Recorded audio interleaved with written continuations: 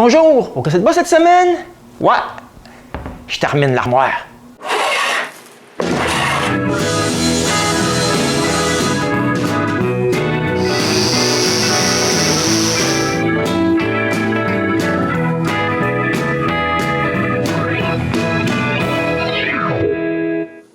J'ai terminé la première partie de l'armoire avec un boîtier de collets.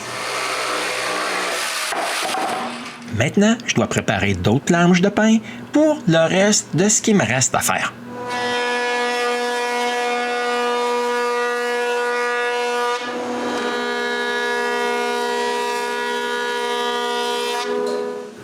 Après avoir surfacé une face et un champ, je me dis que ce serait une bonne idée de vider le sac de poussière.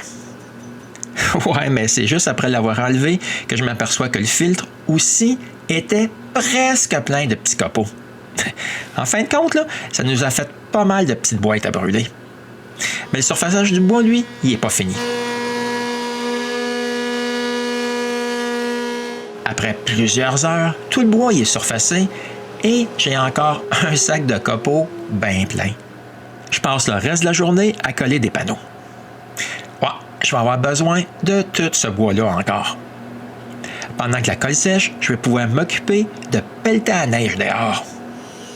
Maintenant que la colle est sèche, je peux sabler tous les panneaux que j'ai collés bien droits.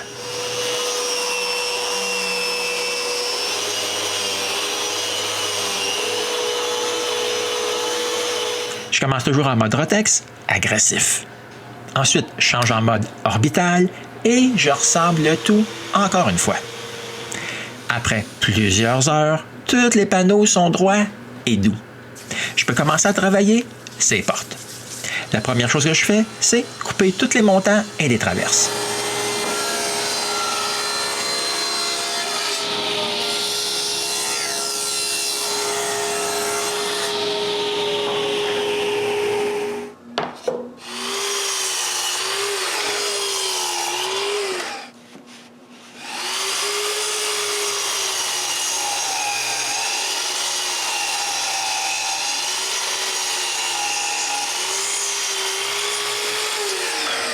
Bon, c'est tout coupé aux bonnes dimensions.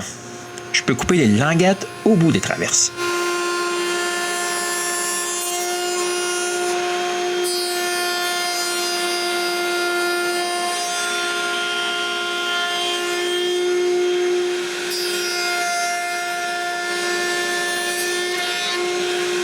Ensuite, c'est le tour des rainures.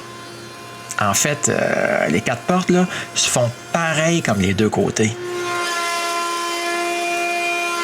Quand les languettes et les rainures sont toutes coupées, je peux prendre les mesures pour les panneaux surélevés et je les coupe.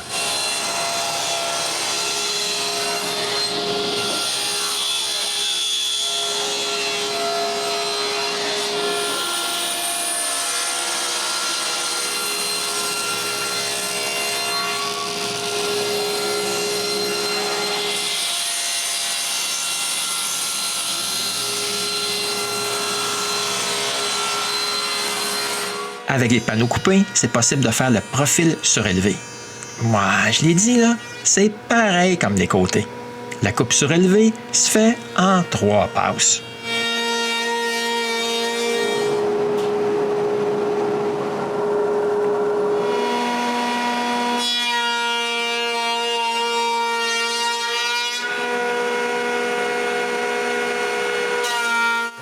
Tout comme auparavant, je sable les profils que je viens tout juste de couper et je mets 2 couches de gomme laque pour sceller le bois.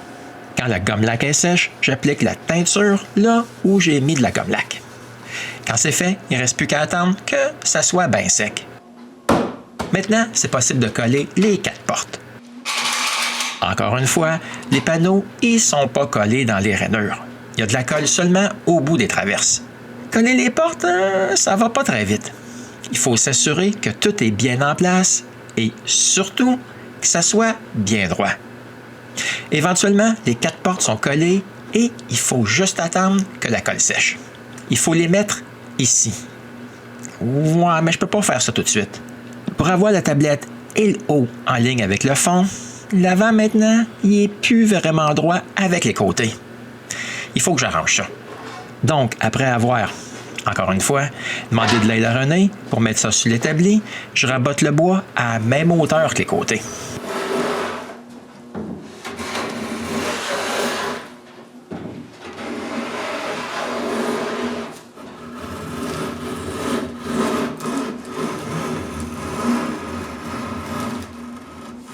Bon, maintenant que tout est sur le même plan, je peux continuer. Premièrement, je chambre l'arrière des portes pour qu'elle aussi soit bien droite.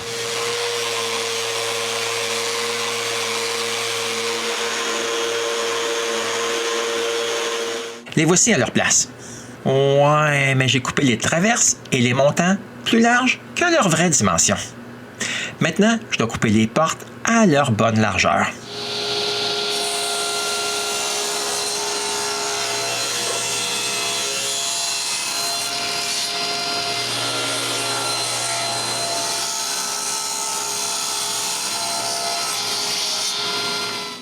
Bon, la largeur est bonne. Je dois faire la même chose pour la hauteur.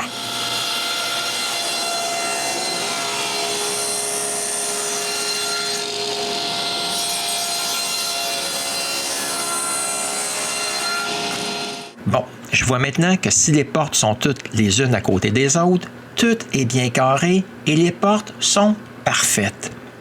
Par contre, j'ai aucun jeu entre les portes. Je les recoupe donc un peu. Parfait en hauteur. Il me reste à m'occuper de la largeur maintenant.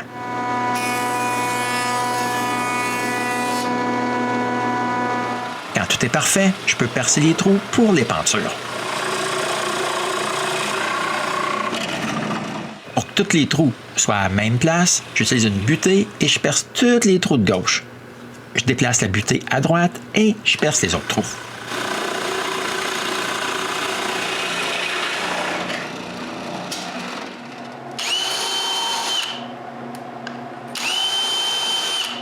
Maintenant, je peux finir l'installation des pentures.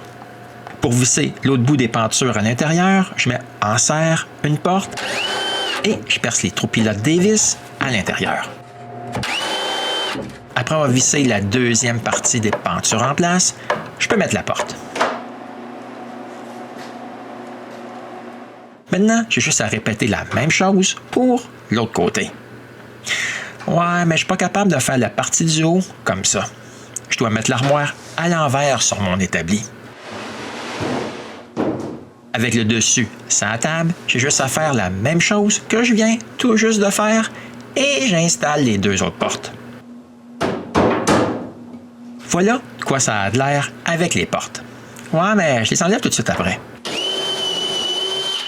Je dois percer les trous pour les tablettes ajustables.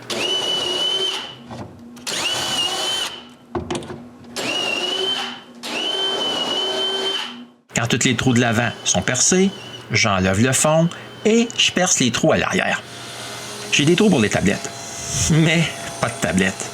J'arrange ça tout de suite.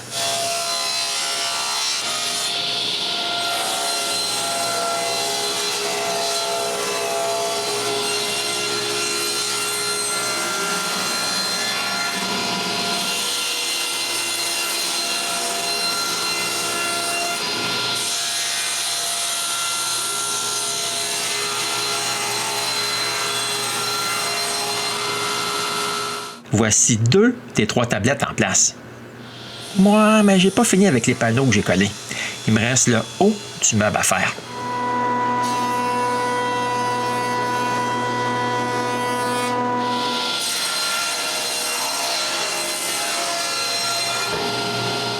Parfait, mais il me reste encore une chose à couper. Le cadre qui surélève le meuble du sol. Pour ça, je vais utiliser le collage que j'ai fait avec tous les bouts de chute.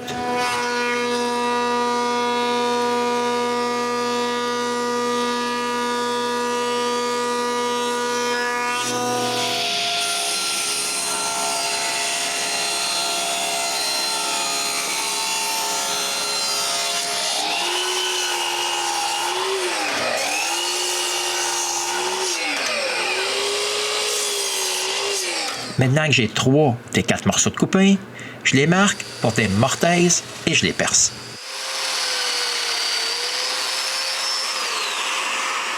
Avec les 3 morceaux retenus en serre, je marque la longueur du morceau du fond et je le coupe. Maintenant, tout ce qui me reste à faire, c'est coller le cadre. Voilà les derniers morceaux de l'armoire qui sèchent. Maintenant, j'ai une grosse job en perspective. Tout sablé jusqu'au grain final de 220.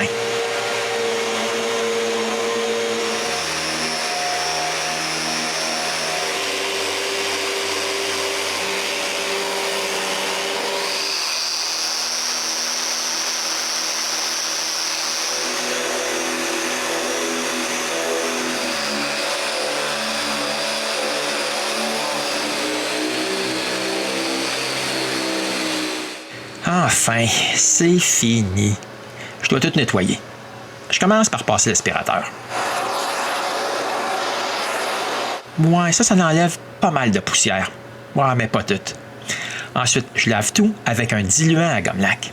Avec ça, je sais que les fibres de bois vont rester en place et qu'il ne restera plus de poussière. Puis, j'applique 2 couches de gomme lac partout. Il faut attendre que ça soit bien sec maintenant. Le lendemain, je frotte partout avec un tampon abrasif pour m'assurer que toutes les surfaces soient bien lisses. Après le tampon, je nettoie tout avec une guenille humide. Quand j'ai passé partout comme ça, je peux commencer à teindre tout ce qui me reste à teindre. Je commence par un des côtés. Quand j'ai fini, on tourne le meuble sur l'établi parce que je veux avoir le même éclairage pour teindre l'autre côté. Ensuite, c'est le tour de l'intérieur. Une chose que je peux dire, c'est que teindre ce meuble-là a été pas mal plus compliqué que je m'y attendais. L'intérieur, avec tous ses raccoins, n'a pas été facile.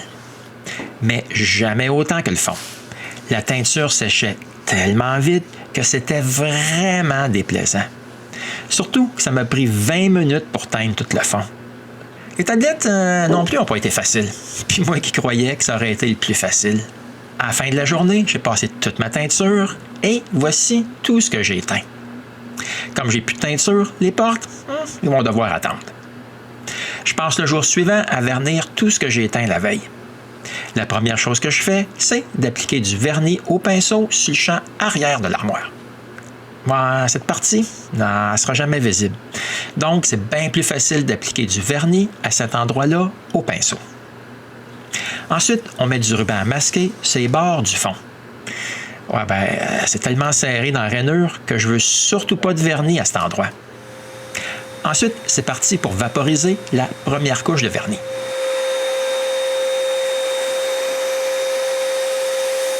Mon gros problème, là, c'est pas la vaporisation. C'est l'endroit où je vais mettre le morceau après qu'il soit vaporisé.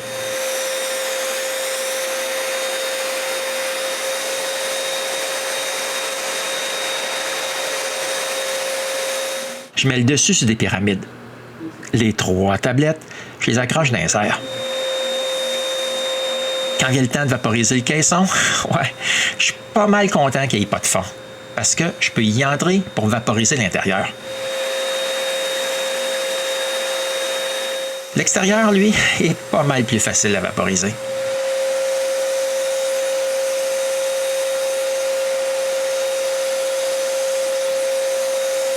Après 3 heures environ, je chambre tout le vernis pour enlever les petites imperfections et je vaporise une deuxième couche.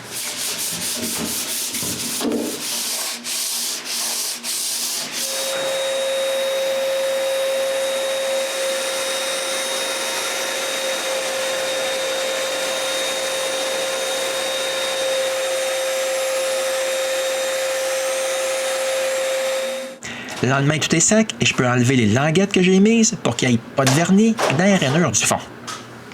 Comme j'ai pu aller chercher de la teinture, je peux maintenant teindre les portes. Je fais ça en 4 étapes. Voici la première, l'arrière de toutes les portes. J'attends 3 heures et je mets la teinture à l'avant des portes. René s'assure qu'il n'y a pas de teinture séchant. Elle les nettoie tout de suite parce que la 3e étape est teindre 2 des 4 champs de chaque porte. Pour teindre les champs, j'utilise un pinceau en mousse. Ici, on peut bien voir que le bas y est teint, mais pas ce côté. En fait, là, il y a 2 côtés qui sont pas teints sur chaque porte. 3 heures plus tard, on met la teinture sur le reste des champs. Le lendemain matin, je peux vaporiser la première couche de vernis sur toutes les portes. Les voici en train de sécher. Plus tard dans la journée, quand le vernis est sec, je le sable. Puis, je vaporise la deuxième couche.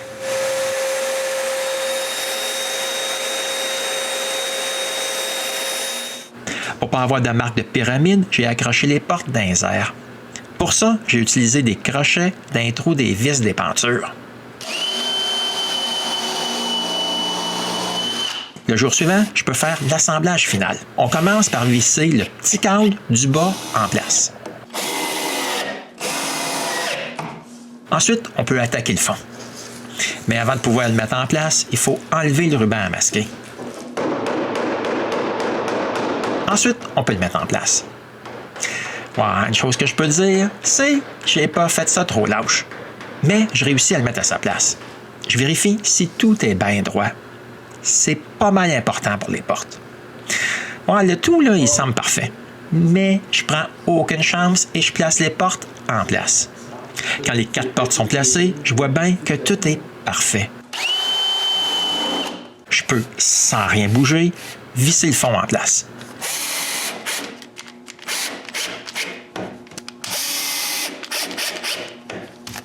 On met le meuble debout, je perce les trous pour les vis de la tablette centrale et je les visse.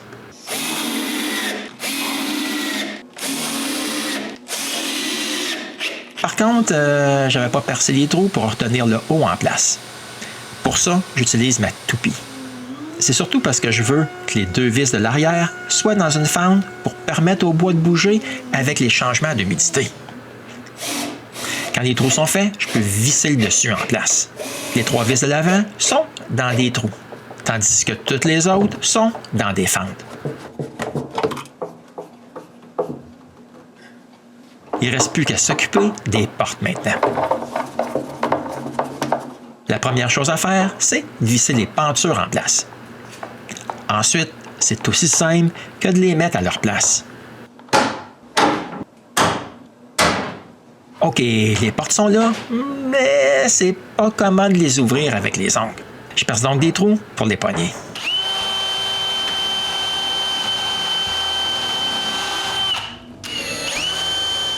Comme vous pouvez bien voir, je mets toujours un bout de planche martyre à l'arrière du trou. Ça donne un bien plus beau résultat. Maintenant que les trous sont faits, il ne reste plus qu'à mettre les poignées. Et avec cette dernière poignée, l'armoire est terminée. En fin de compte, là, je suis pas mal content parce que l'alignement des portes, il est parfait. C'est ce qui me faisait le plus peur. Le look final, il est aussi pas si mal. Maintenant, il ne reste plus qu'à le remplir d'outils de cuisine électrique. Non, c'est pas un projet de fin de semaine. J'ai travaillé 1 mois et demi sur ce projet. OK, c'est vrai que j'étais allé 3 fois au chalet pendant ce temps-là. Réellement, là, j'ai travaillé 80 heures en 23 jours. Ça peut vous donner une petite idée si un jour vous voulez vous aussi faire un meuble de ce genre. On se revoit bientôt pour un autre épisode du Gosseur de bois.